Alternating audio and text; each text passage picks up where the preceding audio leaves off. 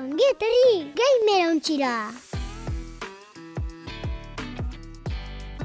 Gamerauntziak Euskal Bideojoko zaleen elkarteak naiz irratiarentzat egindako irratsaioa. Eroso jarri, hartu agintea eta prestatu abiatzeko.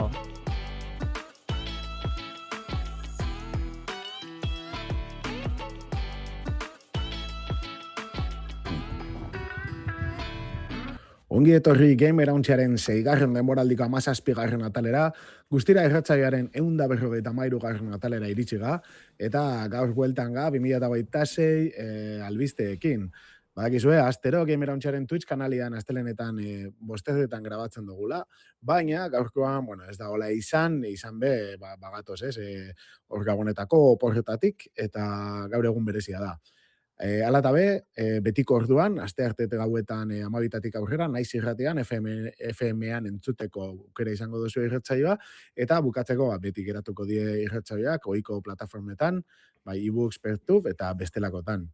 Gamerauntzia Euskal Bideojoko zaleon komunitatea gara, eta gamerauntzia.eus webgunean aurkituko duzu elkarteari buruzko informazioa, albiste eguneratuak, analisiak eta danetik, bai?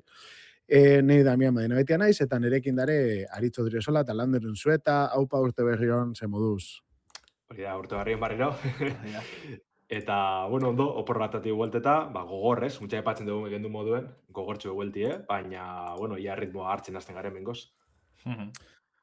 Hori da, bentsate igual bideojokoei buruz hitz egiteko gogoakin bai.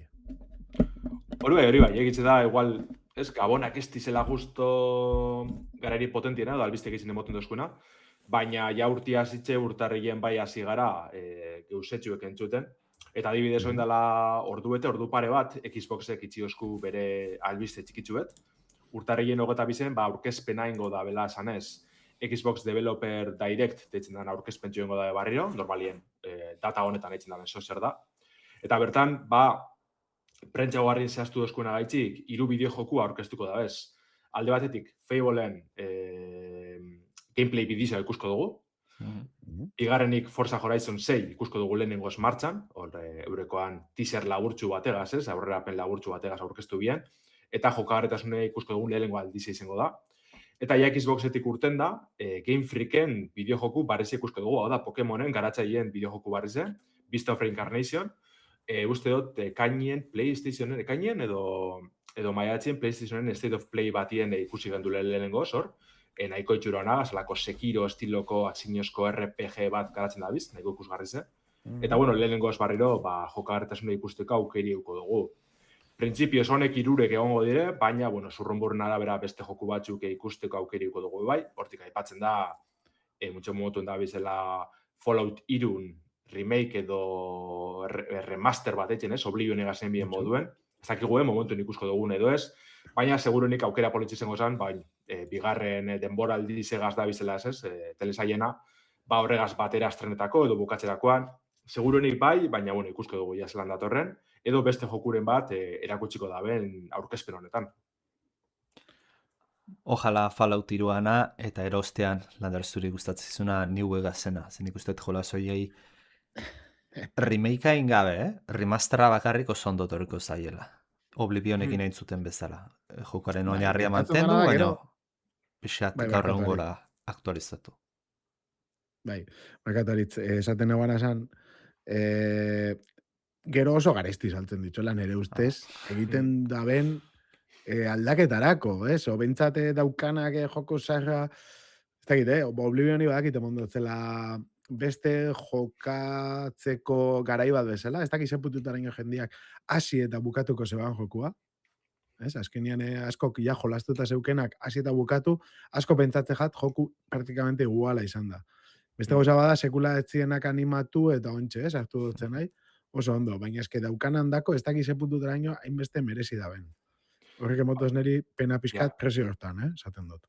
Ganera Oblivionena, azikera baten, ikaragarriz izango zela moten baina gero denporigaz desinfletan joan da, eta nahiko iritsi txarra jaso deuz, orokorrien, dakarzen arazo batzu gaitzik, orduen aldatik penie ondoen bien mugimendu hori nun joku aurkeztu da segi zen, estrenesan, eta jenti oso berotutuko zen, oso posik, baina gero denporigaz nahiko hotz itxi deuz orokorrien The Elder Scrollsen fan edo salien talde hori, ez?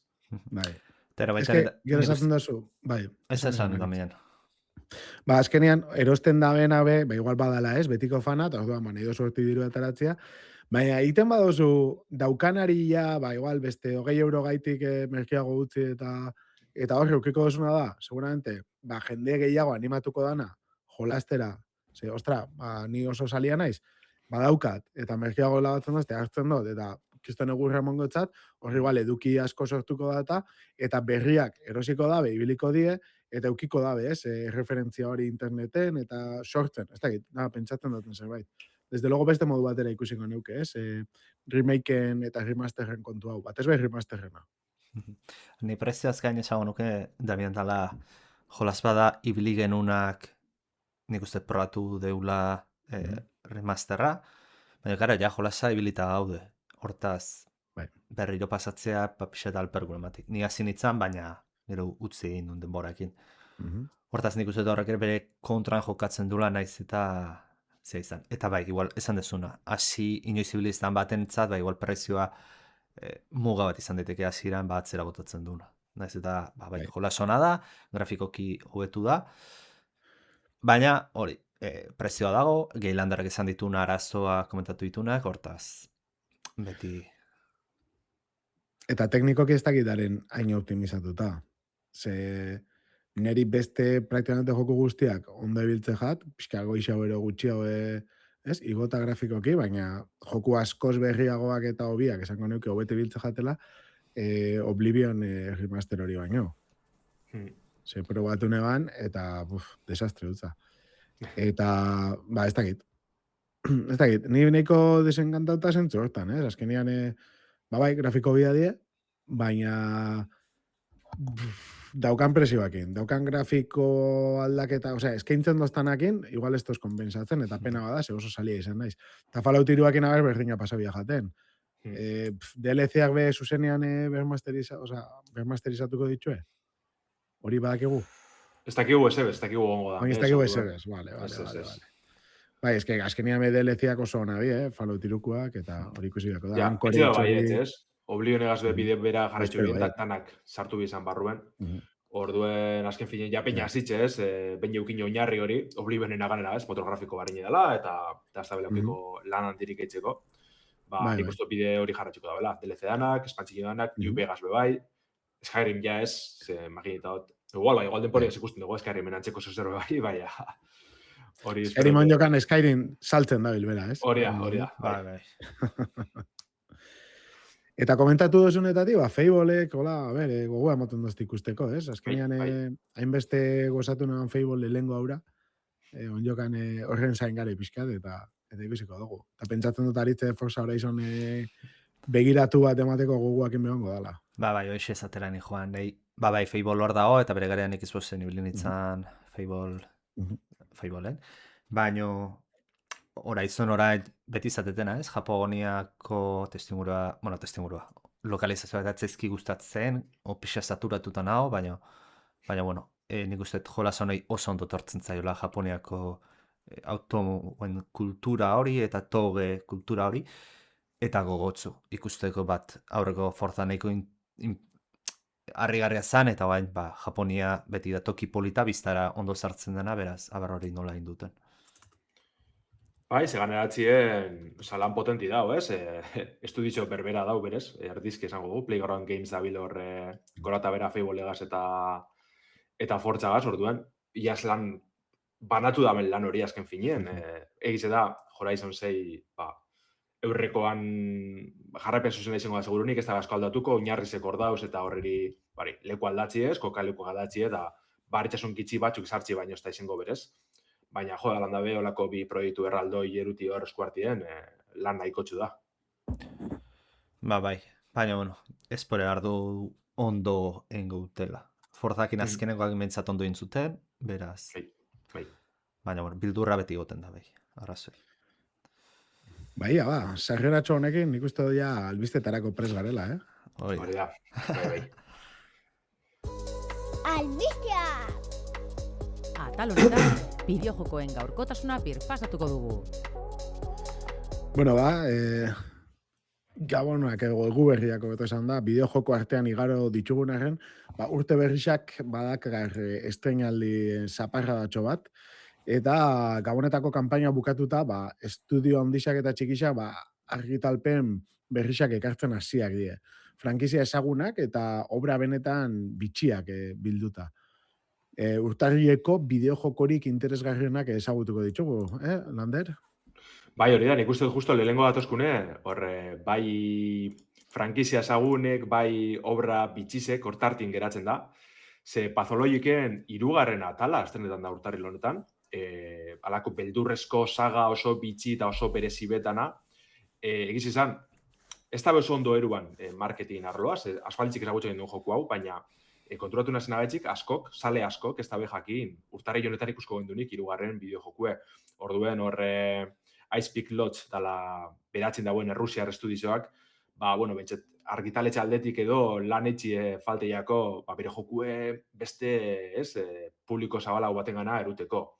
Hala da, jokue bera oso berezize da alako lehen pertsonan biziko dugun abenturatxu bet, nun kuarentena edo 40 alde hartien ibilko gara ikerketakaz, alako mediku lanak eitzen, jentie salbatzen, eta aldi berien, moten deu, denboran bidaiak edo bentsetolako ziklo edo begizta bat egongo dela horratzien, nun erabakizek hartunde gauza konpontzen edo historizia bideratzen joango garen, baina egiz izan, lehenengo patologiketik ona salto handiz, monde 3. Batez bere atal teknikoan, atal grafikoan, oso itxura politxedeko, bere mugakaz eta azkenien ez da estudizio handibet oneratzen dagoena, baina benetan ikusten da hor diru lortu dabela, finantzazioa lortu dabela alako salto txubete moteko, eta ahi ez lan datorren, dinoten moduen eurreko bizek, ez dire, inundik inora bez, publiko edo mundu guztizentzat, baina bere sale edo jarraitzaile talde txue eratzi lortu dabe, osak ego handiz ikusteko 3. hau zelan datorren.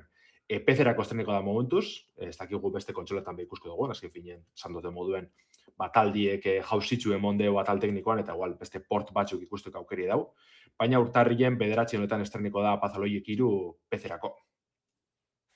Joanik, izena sonatzen di, baino aurrekoetan ibili izana hori seguru ezetz, eta ikusi edo izana ez di sonatzen Pathologic.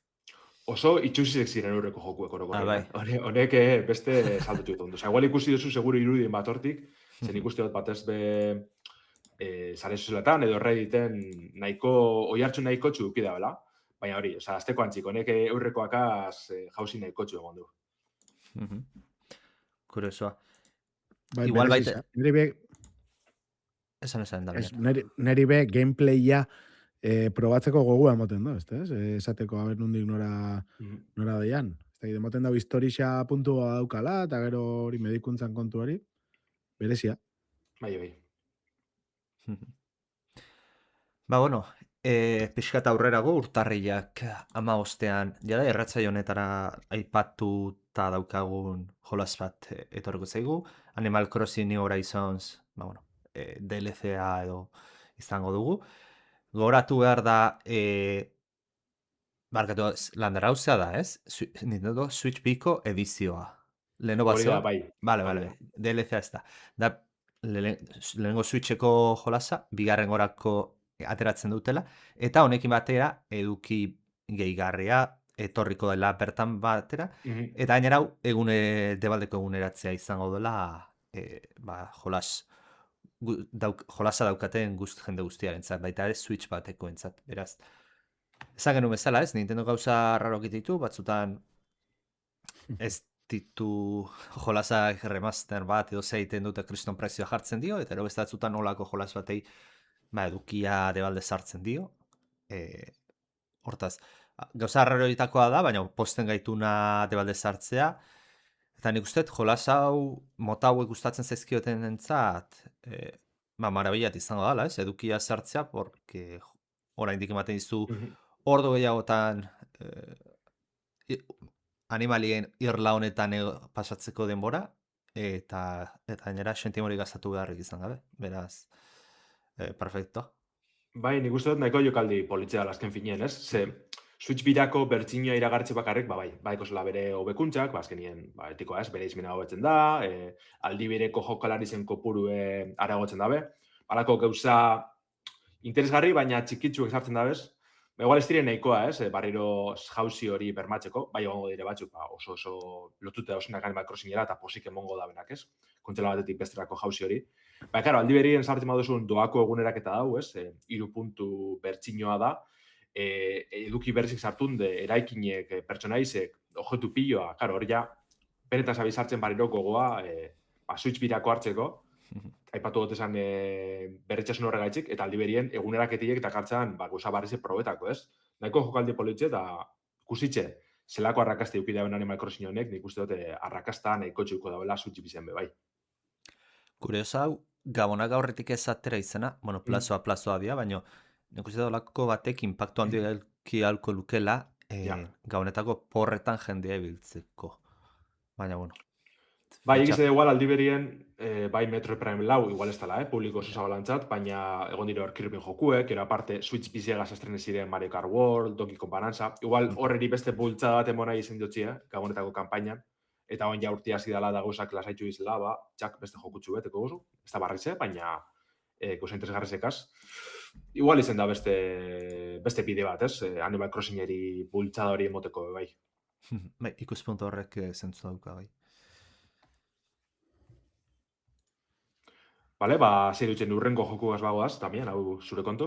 Hore da, bueno, urtarriak 21 PlayStation 5 eta Xbox serietarako irtengo da bi isakao, ero esaten daben bezala erak 2XKO jokua, eta izango da borroka jokua, Riot Gamesena, gezue, League of Legends loleko hainbat pertsonaia bertan izango die, eta bueno, oso alderdi grafiko politaken, ere ustez, azkenian dare irude eszenarioak, baina oso ondo marraztutako bideko marrazkisak, ez? Baina benetan, hori, kolore paleta saturatu poliz batekin, eta, oso ikusgarria, egizia esan, gero ikusiko dugu, ez? Jokagarritasun aldetik zelakoa dan, baina nik uste dut, azkenean honek manejatzen daben diruak eta denporekin, normalian ondo egiten dituela joku hauek, eta,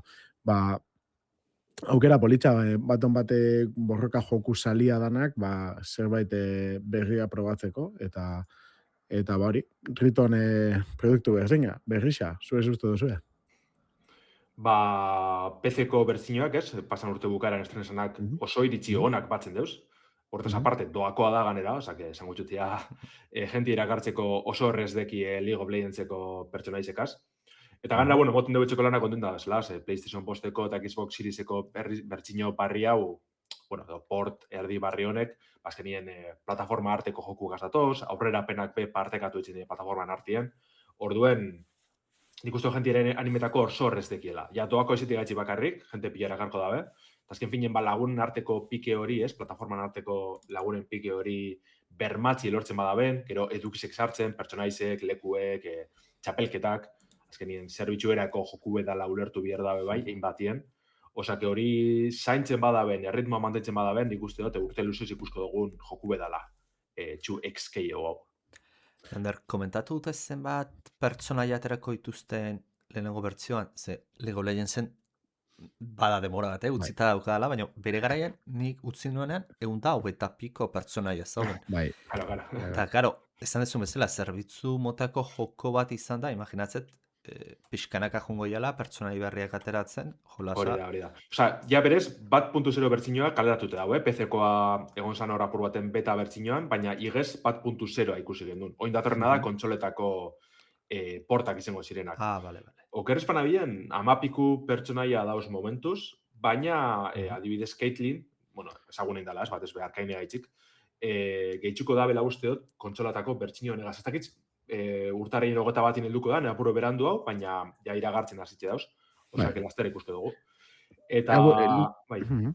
Ez League of Legenden estilora, esaten da errediten, izango dala, amaretara dituela, hasiera batean, etara zitzuela amar, eta gero urtero boster irtengo mendiela. Hori da. Eta demoraldi dizberinik etzen doaz, ekintzak, bai. Era hori TFT-en egiten zuten beste jolasean ondo, eta da, demoraldi bakoitzeko pertsonaia atzuk ekartze dituzte, eta batzuk desartu iten dira. Hortaz, jokoak, karo, jutemazea ateratzen, montatu ditzilezke, 100 piko pertsonera euskatzu, nire ustez jolaz baterako gehiegi da, aldiune baterako. Rotazio horiek egiten jutemazea, eta pertsonaia urrungan ekartzen dezunean, ba, igual beste skin batekin ekartzen badezu. Barri igual egon laizke, bere grazi puntu eukilezke. Ni naiz borroka zale haue, borroka joko hauen zalea, baino entzun deten pixkaatik iritzi onak entzun ditut. Gero ez dakit, ona txarra izangoan, eta bat lander esatezuna, pezen ja atera eta baldin badao, ea zein dan jendearen iritzia, beraren inguruan, eta bale, League of Legends originala MOBAren hainbeteko exito aukitzea oso arraro izango litzateke, baino, ea exitu nahiko badaukan justifikatuta goteko jolasa existitzea. Ba, nik uste baietz, azkenien borroka jokuen berpizkundu bat ikusi dugu azken urte luzietan, eta hori eltsi alako frankizia ezagun bateko joku barri bet, eta doan, jenti mobiduko dugu. Igual ez dugu ikusko ez, alako milioiek eta milioiek, beste joku handizetan ikusi aldogo moduen, baina borroka jokuen inguru horretan, nahiko mobiduko dagoela pentsetan dut, ez? Zebentxet, baina etxuti binarze jarraitzen apurtxu bet, alako jokuen salien edo eduki sortzaien bidizioak horren iritzizek ikusten, eta horrek horrein oso ondo dagoela moten dugu. Eukedu zure gozako betxeko, bere goza txukuntzeko, baina borroka jokuen ibilbidie orokorrien oso luzizetan da, gauza pilo aldatzen dire, horrek aldaketa asko goten dire, mugimendu edo mekanika barrizek sartzen doaz, orduan denporiek, gauza txukuntzen joateko, jentirik kasu eitzeko, eta azkenien feedback horregaz, dana txukundu eta gauzak ondo eitzeko. Osak hori ze, 2XKO, esan dugu moduen PlayStation 5 eta Xbox Seriesetan, urtarrien 21 estreneko da, baina gaur egun PC-en be probetako aukeri duko zue. Esto zu estimen topeko, Rioten joku izin da bere launcherretik jaisteko aukeri dau, orduen hor probetako aukeri duko duzue.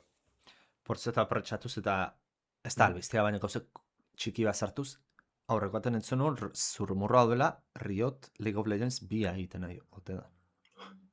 Bize, ostras. Bia, nik egatu nahitza, posible da. Baina imaginatzen MOBA izaten jarraituko lukela, baina bat motor grafikoa, fizik motorra, eta guzti hori berrituko dutela. Terual mekanikan batzuk ere berritu ditzazkela. Baina bia egiten ari ote da. Ikusko dugu, esposatxetu igual Counter-Strikeen moduko zestrezengo dela, pruet eguneratzean bet joku guztiz barri bet izin bierrien.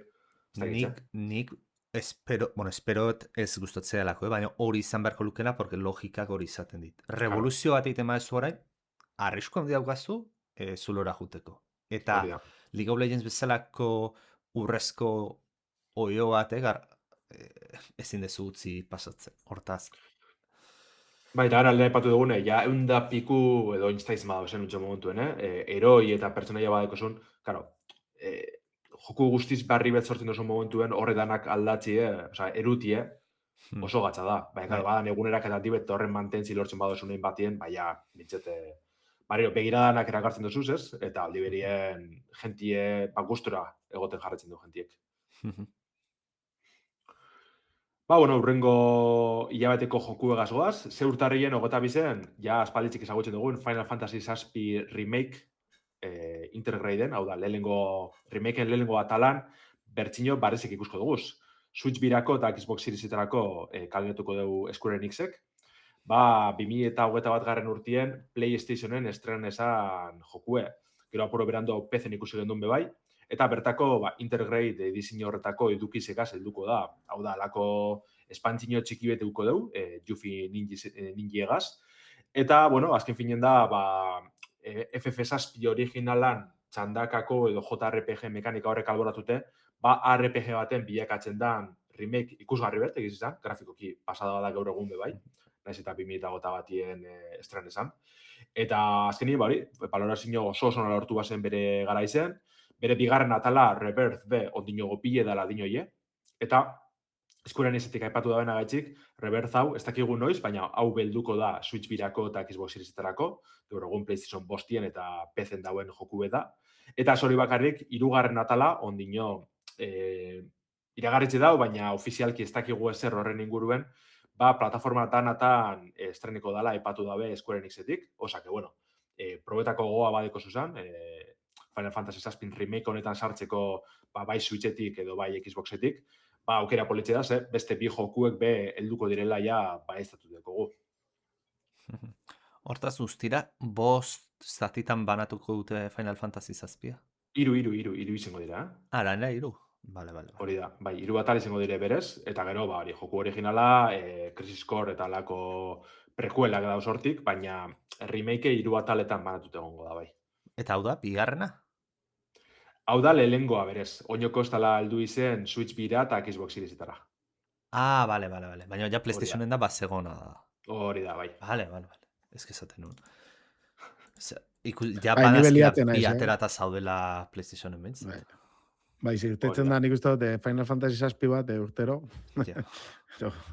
Bai, broma. Bai. Ardizki Nahiko bai, lila, azkenien, bai.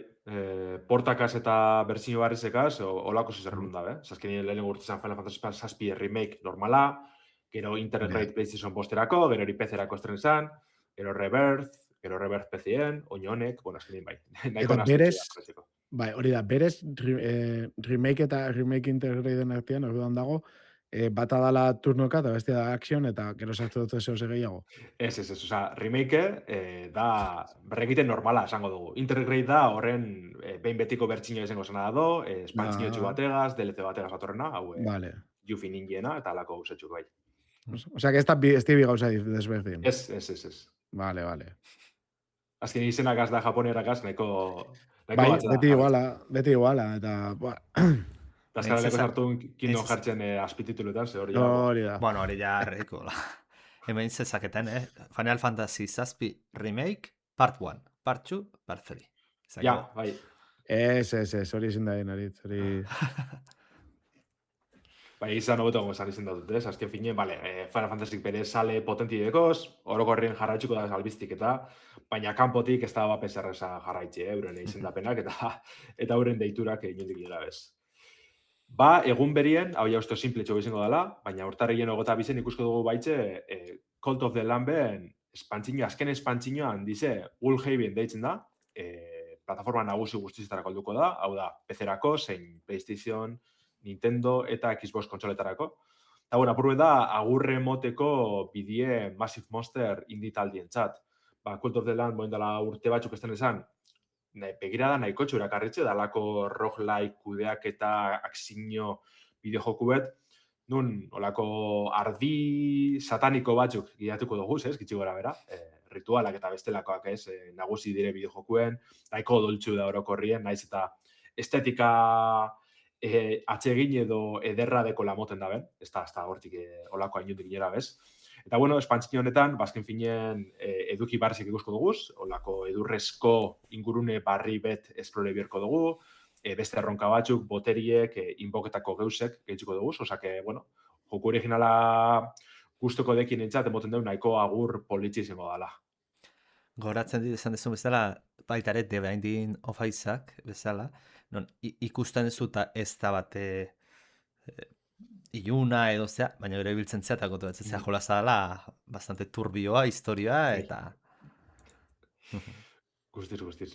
Bide berbera jarratzen dugunek, eta orokorrien nahiko, nik ez da, probenean demo antzine, baina joku oso nena zibili, baina goa dekotez, dinoen ez nahiko ondo dau, osake, ahora probetako kere egotan. Bai, ni bebilin ditzan, baina pizka zulua, exigitzen da, denbora txo bat, hori da, estetikoki brutala da, eta incluso jolasteko ez dago gaizki, Netzat hori, importantia probatzia ber zure estilokoa dan, eta gero badukasun denbora, hortan ibiltzeko, eta listo. Hori da. Bueno, eta honen ostian, urtarriak 28an Switch birako Dispatch ezaguna, iritsiko da. Azkenean ni bet demua probatzeko aukera izan da, Dispatchekoa. Oso laburra da, baina, ikusten da, nondina da doian, umore asko dauka, marrezkia oso politxa, oso txukuna, batez behola superheroien temarako eta, gero cinematika da estena asko, dauzka baita, umore, izan dutena, umorea pila bat, eta, gero, mekanika txukuna da, bi aldu behar dituzu superheroi batzuk, ez diela oso potentia, bentsat hasieran, misio jakin batzuk egitera, bakoitzaren egokitasunan arabera, eta karo, hor ja sartzen die, bat bidali baldin badozu, eta egokia esan baita gero beste misio baterako, eta ber nola, lortzen dozun, bestera norbait bidaltzia, kompetentia, zure misioak egiteko, eta bueno, hor da pixka kudeak eta joko bat, Gero badaukaolako mini joku batzuk, jakeorakota, eta batez be nik eratzen naiz hori, estenak eta sinematikekin gero golako aukera batzuk behartu behar die, ez dakize puntutaraino aldatuko da ben horrek historia eta hori, baina egia da, entzun dutela gauza oso onak, batez be historia aldetik, Telltale estiloko jostagarritasunan aldetik, ez da hori bakarrik, baina bueno, oso ikusten dazu, Game Awards-en behar egon zan, eta asko entzundan joku bat izan da, azken aldean. Bai, nik gauza oso onak entzutez, dispatchen inguruen, eta zure moduen demoa probenean bere egunean, guztiaten, baina, bueno, beste riparik, noiz erostekotan gelditzen az, baina igual lehentasun gehiago gonbiertzat, zebenetan, nire inguruen probeda ben lagunek eta gauza oso onak konte doztiez, osaki gogotxu, ganera Switch bira, bueno, onerako da txarrerako, ja, ez da helduko atalkako formatu horregaz, ataldan aia kalertute dauz. Berez, dispatch estren esanien igez, PC-en, PlayStationen eta Xboxen, esan osorik heldu, astero atal barri bet kaleratzen bien, edo pare bat, ez den jodatzen lagut esan. Eta jentien nahiko engantzita gozan, oso posik hartu bien erabaki honegaitzik, eta azkenien, zutin josune.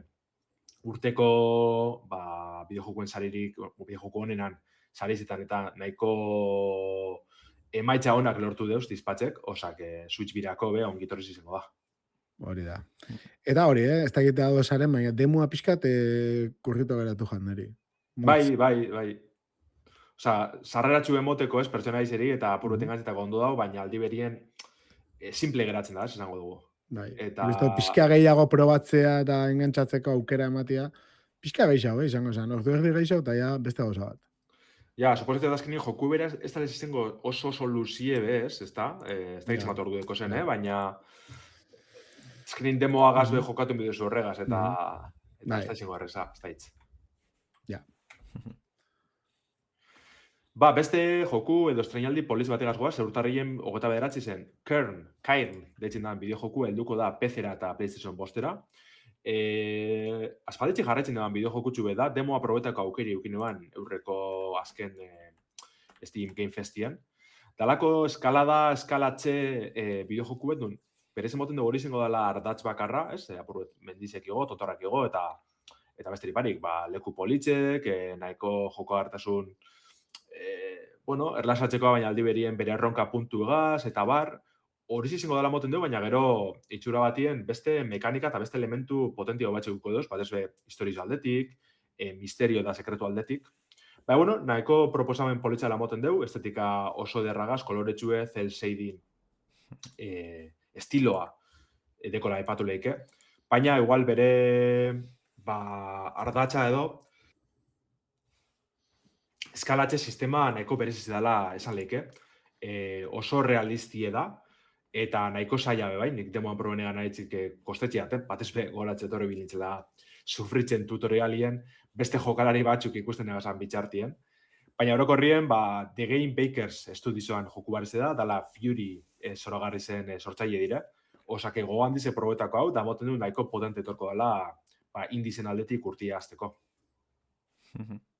Konturatu azken aldean, alako eskalada daukaten jolas batzuk ateatzen nahi dela, ze hau atera zuten, lehenagotik beste atera zuten antzerakoa zana, ura pixkat kartun estila hau gehiago zan, zea? Ez da, kuriosoa koinziditzea guztiek batera, baina bueno, egia zan itxura ona dauka honek. Eta bat behar zatzuna eskalatzeana eta mekanika ondo daitezke eta divertiara izan daiteke, baina historia hon batek akompainatzen badu, betire hobeto. Eta haien eskalada izan daiela fondoko zerbait bezala. Gogoratzetan episa zeana.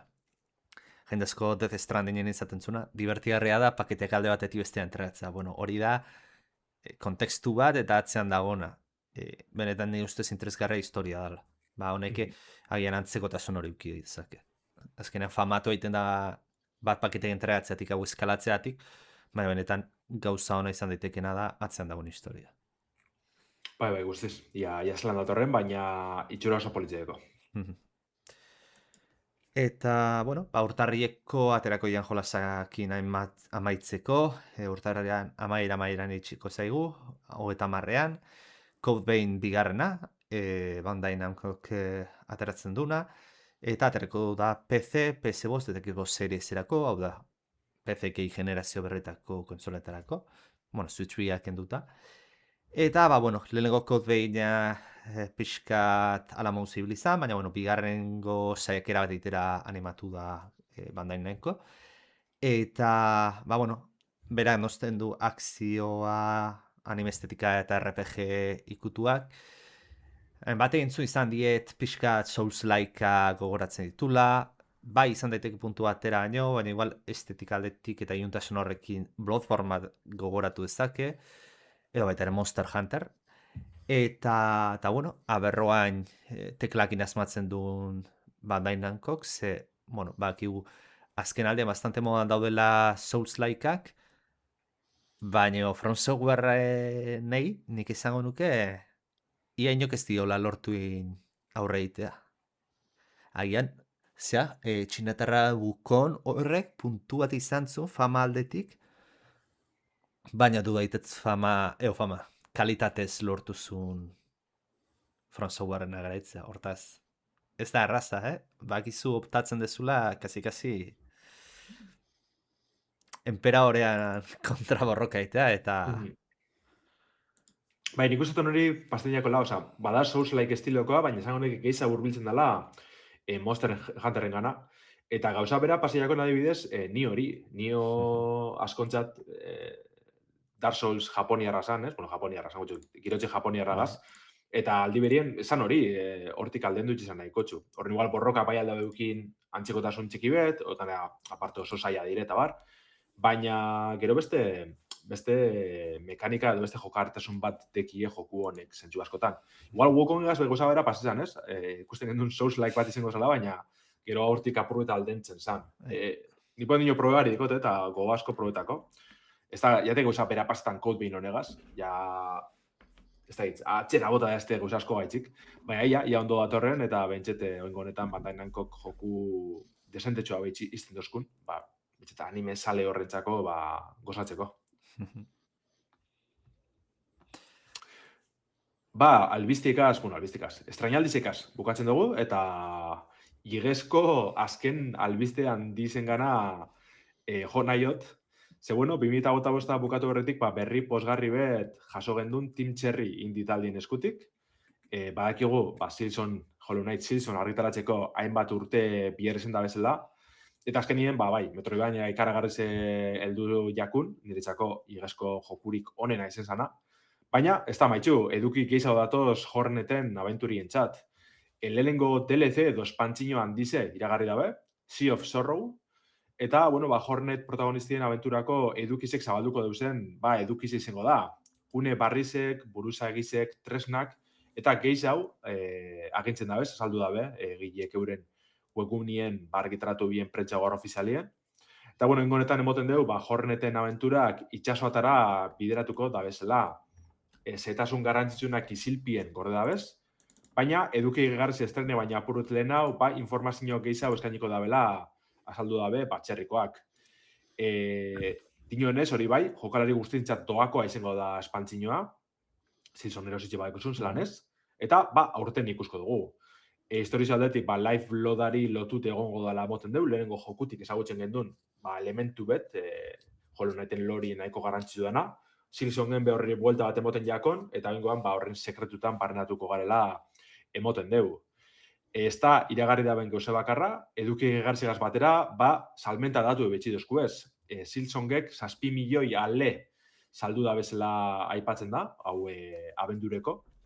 Eta, dionez, benetako salmentak dire, segun jaingo duzuen moduen, Game Pass zerbitzuen be eskaintzen da Silson, horren salmentak apurruete alboratzi komeni da, bentset benetan kontuten hartu nahi badire. Osake, 6 milioi alako indi batentzat, indi oso txiki batentzat esango du zentsu baten, zazki finen Team Cherrykoak 3 dire, 4 musikagilegaz. Nahiko datu esanguratsu dela aipatu behar da. Esan dugu moduen Hollow Knight Silson, Sea of Sorrow 2026-en estreneko da PC, Switch, PlayStation eta Xbox kaiuetan, eta barriro, joku originala dekienak doan jasoko dabe. Eurrera inez, beste gozatxu bet behiragarri dabe, Hollow Knight originalan Switch biko bertsinoa, baina hori bakarrik horregaz batera etorko ditzen beste baritzasun batzuk bea aipatu dabez. Egungo gainerako plataformetako jokalarizek hainbat hobekuntza biltzen dabezan gaurkotxi ikusko dabe, adibidez, pantalla ultrazabalantzako sistemi ikusko dugu PC-en, agintientzako beste euskarri bet jasoko dabe, zantzadanez, arasok egoten ziren mando batzuk az originalien, eta gero, betikoa, segundoko fotograma tasa altu hauek, bereizmen hobie, efektu grafiko hobiek, aipatzen dire Hollow Knight originalantzat, orduen, moten deu honek ez da belatzen ikartzen, naiz eta hiru izen, topera da bizela, eta ia zelan datorren bai espantzino barreze, eta bai lehenengo jokuentzako txukunketa edo adabaki txiki hau. Lander, adabaki hau baita izango da jokoa daukaten antza tebalde? Hori da, bai. Bai, doako etxengo da baitze. Jo, ba... Oinartien ez da be kaleratu ordainpeko edukirik, Hollow Knight originalak be usteot lau eduki gehigarri handitxo eduki basan, eta danak doakoak izan ziren. Jo, ole zeagatik, timtxerriatik, ze, bueno, nahi hau oso ondo irutzen zaidetena da, jolas hauek, mundu guztia zakin exito handia izango dula, eta ez dena izan gutxi baleulako hauen dezaketela, baina exito aukidezunean ezatea babirera. Gure publikoai eskerrak emango izkio exito hau izan dagunagatik, eta esan dezuna, Lander, Game Passean egotea egonik 7 milioi saltzea, bueno, izugarria da, irutze zait. Eta ezatea babera, DLC-a bai, zea, jo izan guet. Hollow Knight, ez Hollow Knight biharentzat, izena aztuta juntzait eta Hollow Knight biharentzat adabakia, eta ero baitare lehenan remaster hori debalde aterako ditugu. Nik uste horrela lortzen dezula publikoan iritzi ona, ze azken aldian ikusten dutena da, zenbait enpresa, jolaz kaskarrak etera, eta gainera DLC-ak, bueno, lehenengo egunetik gainera anuntziatu, eta gainera dirutza bat ordaindu beharren, hortaz. Ez dakit, nik uste ulertzen dut jolaz bat ondoz bazaizu batea, igual ezin dezula permititu DLC-ak erregalatzea, baina hola saltzen maezu, egintzezu puntu hori eta oso ondo geratu zaite jendeakin eta urrengorako jendeak iritzi hau izango du eta aukera gehiago dauzkatzu urrengo jola esatetzen duenean jendeak erosteko hasieratik, hortaz. Bai, ikusiz. Bai, laga digun Bloodlines bi, alde batera, eta ez komentati, esate zinuana. Azkenean kiston dirutza itzen dabe, olabe bai, gutxi die, eta txapo, eren aldetik, eta seguramente hor dauken urrengo proiektu hori ez dana izango Hollow Knighten lorekua, jendia gogotxu gongo da ikusteko.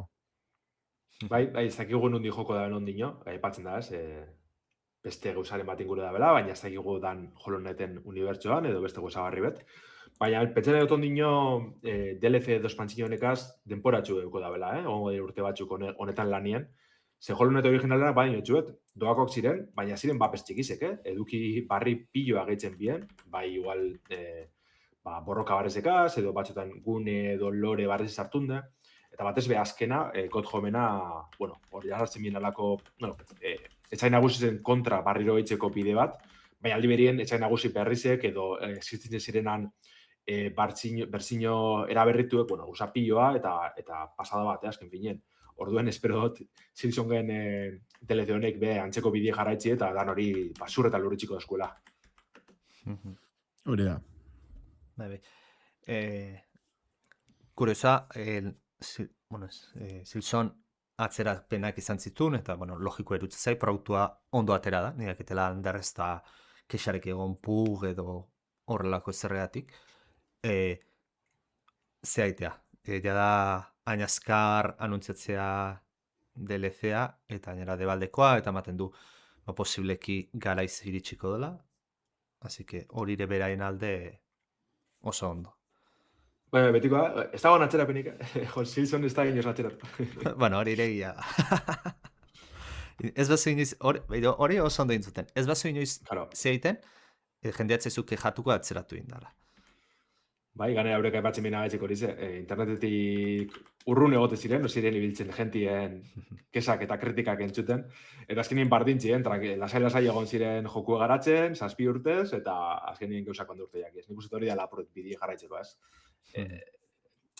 Enpresa edo, talde handi baten atxien izau zenien, eta gauzak tranquila hartu galdozu zenien, hori da bidie eta postena zeure gatik azken finien. Hori, akzionistak ez dauzkatzunean holakoa permititu itzazketzu. Bai. Ba, bueno, urrengo albistera pasatuz, eta aste honetan jada jarduntzezkigu Gemerauntzeko Telegram taldetik galdezka, Gemerauntzia sariak amaitzak publikoen behar genitun, eta bai, publikoen ditugu, azken finean gogoratu.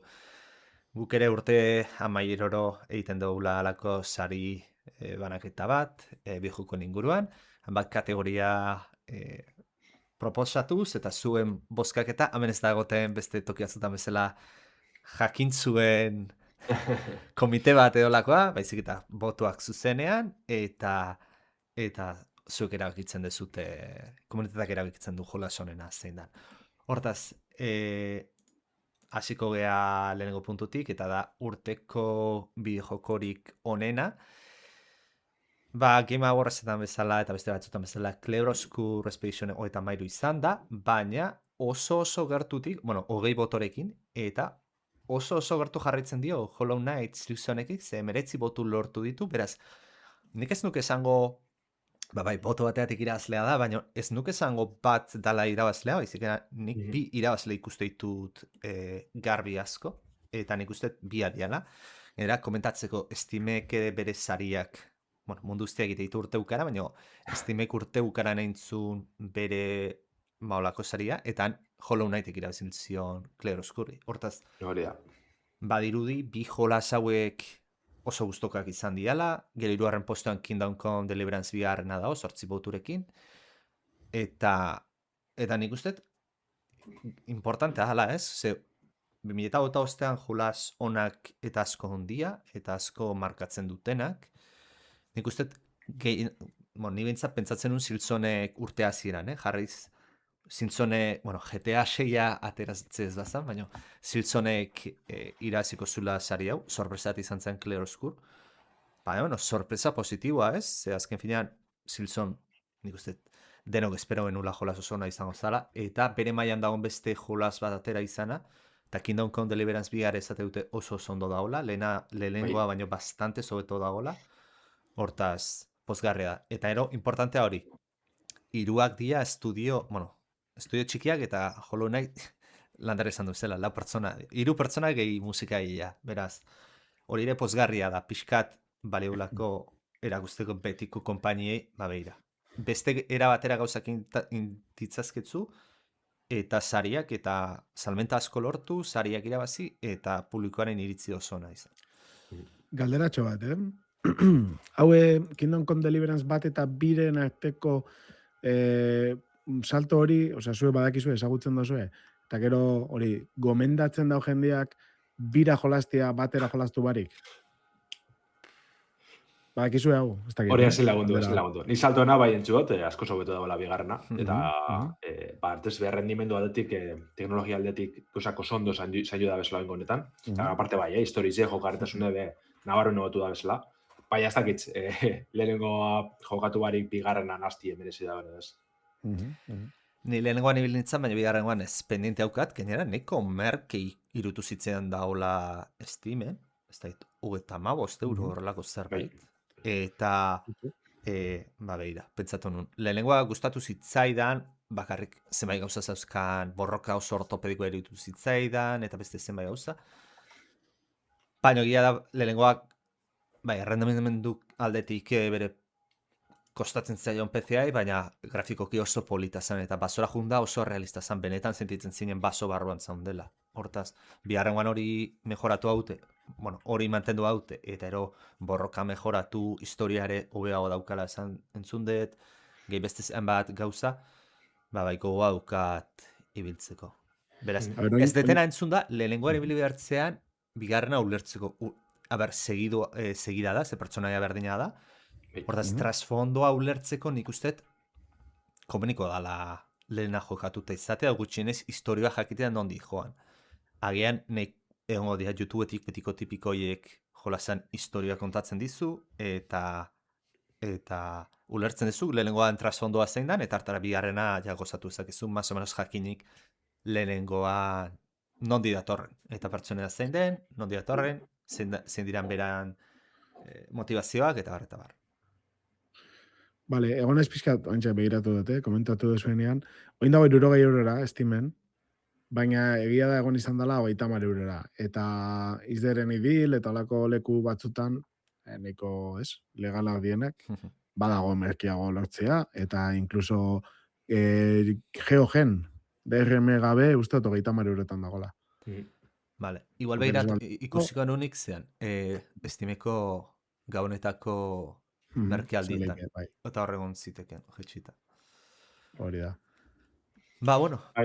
Eta orokorrien hori, Aritz, dinosun narire, bazelan posteko dala, horren joku handizek jaso duguzela, 2005, eta jentien nahiko banatute bide dela, bai, hor, aipatu duguz lehenengo irurek, baina esan biharra daue bai, botoan hartien, beste joku, hainbat joku buskatu dizela, Speed Fiction jaso deus botoak, Mario Kart World jaso deus, Donkey Kong Bonanzak, Hadesek, orduen, ez dizela bakarrik honek irurek esan nahi dut, nahiko urte potente izen da, usta politxe izen da, eta hori ospatzeko azken finen.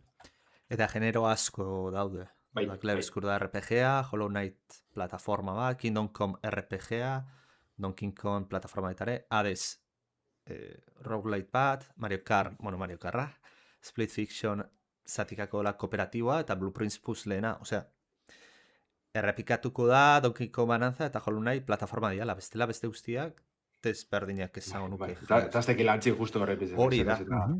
Nire barriñoa izan, bai. Bai.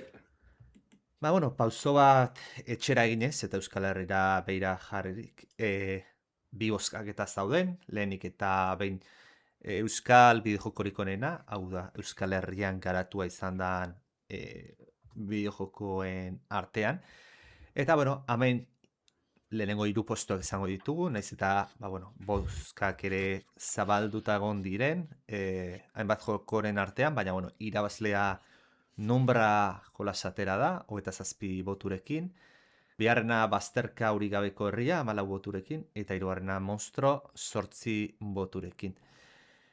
Eta, egia da, Numbra ikasleek egin dako jolas bada, lander, gizkiz banabil, digipenekoek, baino jolas bada ikasleek egin dako izateko pixkat iguala arraitzen zaituna, porque gogoratzen dizulako pixat, ne gogoratzeit, estetikoki jolas hau nola zan, Inside jolasa, gogoratzen dit, eta ez da ohikoa izaten ikasleek olako mailako jolasa izateko. Eta gainera tebalde daukazute probatzen nahi bazute, gizkiz banago estimen, beraz... Bai, hori azkenien da oso joku laburre, ikasleek eginikoa izen da normala dela, baina egize da, bai gemien hau txezarizetan, bai estatu mailako beste, asoka edo sarizetan, oso irizionan lortu duzela Numbrak, osak, ja bidezgarri da, indamen lan politzena. Eta dinosun, estimen dau, doan dau, ganera joku hobetzen joan dire, zazikeran bai ikutzen bazen rendimendu arazotxu batzuk, eta ikusetena gaitzik eguneratzen joan dire, txukuntzen, hor, osteko lan bat begon da. Osak, merezi da bezken finien saritxu hau, eta posten azeure gaitzik, barriro adizgarri ze, zelako arrobize dekogun, Euskal Herrizen, eta gauzak hobetzen eta ondo etzen da bizela. Baina, euskaran inguruan jarraituz, ez da sari bakarra izan, esan duten bezala, ze euskaratzierik onena ere bozkatzen baita, eta kasu honetan, Euskal Herrian egindako bideojoko ez gain, gehitzen dira komunitateak itzuli ditugun jolasak, eta kasu honetan, irabazlea berriro Numbra izan da, 7 boturekin, hamek gerturatu intzaio bigarrengoa, ze Silent Hill bigarrena Josebaren abenturak 12 boturekin ateraitu, eta hirugarrena The Legend of Zelda Link's Awakening DXHD izan da, 10 boturekin. Beraz, bueno, kuriosoa ez, nombra, jolas Euskal Herrindakoa eta esan duguna oso iritzi izan ditula, eta itxura oso aukela, eta ero beste bi jolasak, ase bi jolas, Silent Hill bigarrena, Bai, eta The Legend of Zelda Link's Awakening. Osea, askotan komentatu izan dugu jolasak euskaratu eta jolas txikiak, eta horiek itzuli behar dira, eta altxorrak egoten dialako hor, baina olako bi bideojokoen historian urrezko izena dauzkaten bi jolas izatea, oso pozgarria. Bai, egize da, saiatzen gara euskaratxerik onena adierazten dala, lokalizazio edo itzulpen lanik onen antzat, ez? Ez jokurik onen antzat, ez? Baina gero, gatzen zeten da, azken finean apurru eta populartasun, ez? Lehiak edatxe bet, eta jokurien maitatuenak edo ezagunenak horrek eruten deu garaikurre. Baina aldi berien posteko da, ikusti olako joku potentiek gure hizkuntzan dauzela, naiz eta modu ez ofizialetatik izen. Baina hori, nahi dugune da apurruet komunitatik eitzen daben lan hori goraipatu eta zagutxera, orduen, etxetzen txu horretan, sarizek horretarako balizio bada ben, itzel, eta posibilatzen gara. Urrengoa komentatuko ditutenak eta azkar eta gehiago ez dute ikusi gonbidatzen zaituztet Gimerauntziako horri aldean, ze landarek idatzi dauka albistea emaitza guztiekin, ikertzen nahi bazute.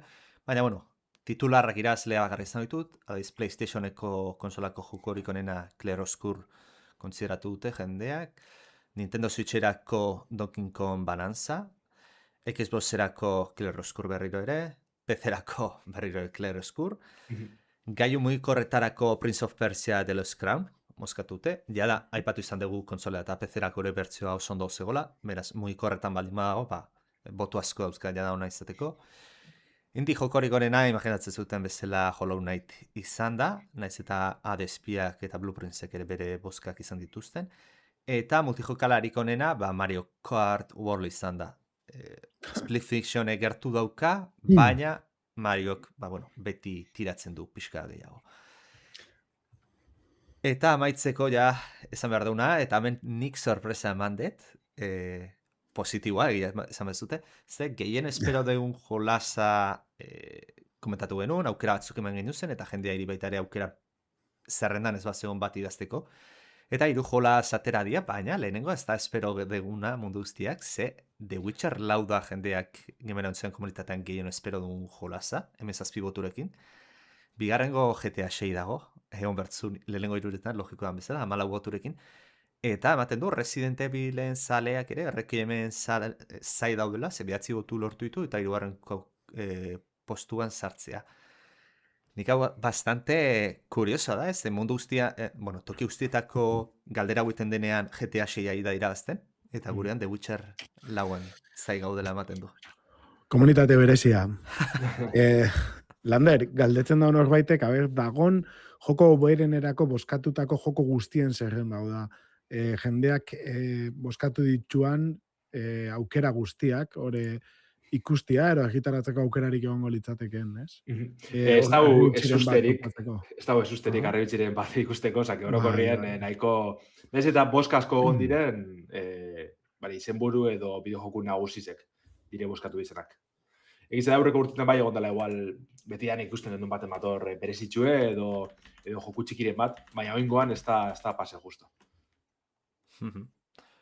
Ondo, eta esan beti izala oparetxo bat egiten deu, zuzketa bat egiten deu parte hartu zuten guztioi, eta kasu honetan Iban Lantxo izan da irabazlea, zorionak, Iban jarriko gara kontaktuan ez bada jada jarri, ez bada Lander jada jarri, eta, zorionak eta disfrutatu zaritxoaz. Hori da. Zorionak. Eta, bukatzeko albiste txikitsu batega zengo dugu emogotxagoa gurre irratsaioari. Ze Nvidiak urtero lez CES Las Vegaseko CES asokatik pase da, bere grafikari eta bere teknologizari buruzko barretasunek eskaintzeko. Eta DLSS eskalatze sistemien 4.5 eguneraketia argitaratu dabela iragarri dabe bertan. PC-ko 100 bideojokuaz batera garreza eta latinoie. Ez da bezazten zeitu bitzen, horrek apurreten moski ezte, baina lauren eta piku joku dizela epatzen da. Eta, hobekuntzari dagokizonez, igez aurkeztu bien super resolution modeloen transformadorie ondino hobetzen, gehiago hobetzen jarraitzu da bela, dinoie.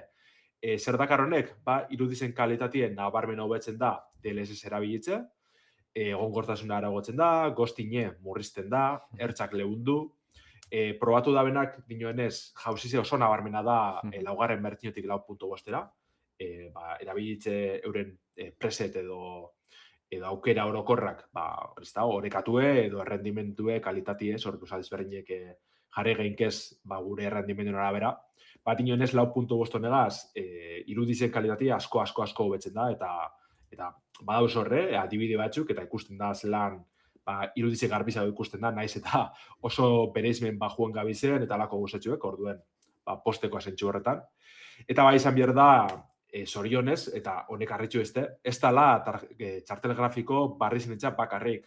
Egiza, DLSS 4.5 hau, RT isa 40 edo 50, hau da, GPU barri zenantzat presteta dauela, baina RT isa 20 eta 30 grafiketan be erabiltzeko aukeri dau. Errendimendu aldetik, impactu ez da horren ona, geixo sufriko da bez txartel grafika sarra hauek, baina, bueno, posteko, bidean aldetik, horako mogimentu betetxe, bat ez be, grafikan presizoak gora etzen da ben, einien, hori euren erruedala be bai, baina, bueno, beste baterako txiko dugu hori.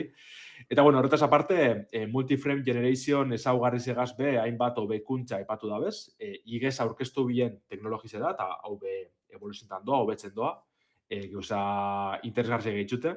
Baitzen da bena da azken finien, fotograma artien, ez, gure txartel grafikoak, ba, mugitzen dauzen jokuek, mugitzen dauzen fotograman artien, ba, adimen artifizial bidezko beste fotograma batzuk txertatzen doaz, erremendimendu hobetzeko.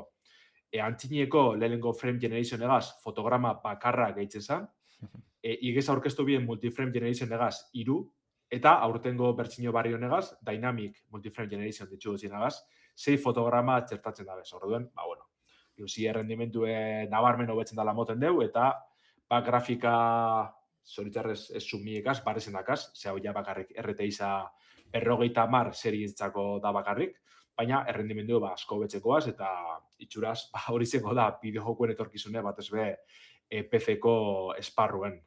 Eta nik uste importantea, Lander, multiframe generation honekin, jarri dutela erabat dinamikoki adaptatzeko, hau da, zu jolasean zabiltz, eta bera jongo zaizu adaptatzen beharraren arabera, ba, batzutan bider bi jarriko da, bestatzutan bider bost, beharraren arabera, eta hori dinamikoki egitea, zuk, eta nik review baten ikusi nun, ia ez dezula perzibitzen aldakita hori. Hori nik irutze zait puntazoa.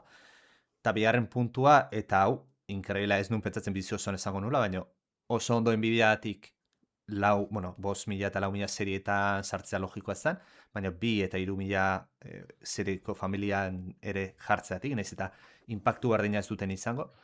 Ze, bere kompetentzianak AMDek atera duen FSR laua, soilik 9.000 garren serierako da, beraz, nahiz eta nik txartel grafiko topeko bat ibili, ba, guretzako ez da adibidez aterako, 7.000 eta 9.000 serieko jendeantzat. Naiz eta jendeak, bueno, alako DLL-ak eta modifikatuz erakutsi du, ba, bueno, funtzionatu ezakela, simplemente AMD dala. Nork izango zuken, Nvidiak gehiago etzen diola bere kontsumitzaileei AMDek baino. Baina, bueno, ematen du garaiak aldatzen nahi diala gauza batzutarako, eta bai, esan zuna, Nvidiaren kulpare bada grafikak prezioa handian egotea, baina baita kontutan eukibiak da, 20 seriesa eta 30 seriesa 7 eta 5 urte dauzkela. Zaten dut, joder, ez da produkto esar bat, ez? Moten daue eta biztela hemen kiston mesedi egiten, hain dela 5 urteko gauza bat, eta ez da hori bez, Baina, bueno, bai, posten naiz, posible esan ez egitea. Seria AMD-en 2 urte dauzka, eta jak kendu induta. Hori da, gaizki egitea, bai, gaizki egitea normala dela. Baina, jode, eske ja ez, konformatzen gara eroso gauzakin, hori begia da. Ja, eroso gauza pentatze jau kristona, gero itxuta edozen modutan tratatuak izatera, gainera ez die bate merkiak, azkenako produktu hauek, ez? 6.000 AMD-koa besta. Osea, grafikak egon dien presioetan egon da, nire ustez soporte pixkat mantentzia, Ba, eske logiko ikusten dut. Bai, batez be okarrenango da bela ikusitzez, hori. Bai, Ez hori dugu da baten uste dugu dauka. txagu gai horrei, baina bai. Baina bai, Rama eta SSD-ak erosteko asmo baldin badukazue, oin egin. Erosit. Bai. Bai. Ba, bueno, nik uste dut honekin ja pasatu gala betiko lez denboraz, eta agurtzeko ordua iritsi dela, baina, bueno, ondo, ezta, ja itzuli ga albisteekin, pasatu die oporrak, eta badare, joku berriak iristeko, eta ziurrenik gora joango da, laster, orduan, ba, bueno, hemen izango gagu be, eta eskerrik asko entzute gaitik. Bai, datorren astien gehiago, osake etorri gugaz, gure Twitcheko irratsaiora, eta bestela, ba, FM bidez entzuteko aukeriko duzu. Hori da. Hale ba, animo oporrosteakin. Hori da. Agur. Agur.